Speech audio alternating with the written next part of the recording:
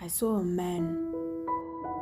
I saw a man who was consumed by a conversation he had with this woman, and he asked her, "What does safety look like?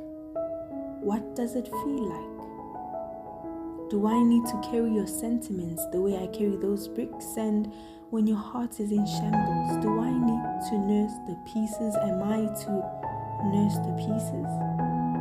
And by nursing them, am I to hold you?" He asked her, "How do I hold you with these hands?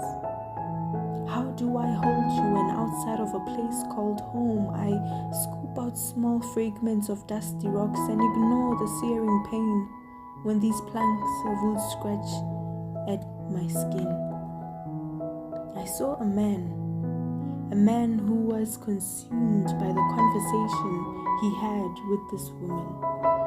He asked her, he told her, "Take a look at these hands, the wounds, the scratches. I wonder if you'd call me a disappointment after examining them. Would you say it without saying it? Would you perhaps be loud in your subtlety?" I saw a man who told her that he did not want to miss out on the chance to believe that safety is in prayer. I saw a man who asked her, "Can you make things as easy as my sister makes them? Because she tells me that safety is not how tight I hold her with my wounded and puffy hands. She tells me that safety is when we braid our fingers to keep our hands together and pray."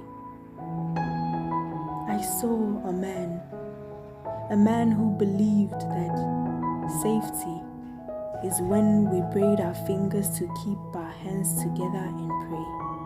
I saw a man who prayed he didn't fall away from this.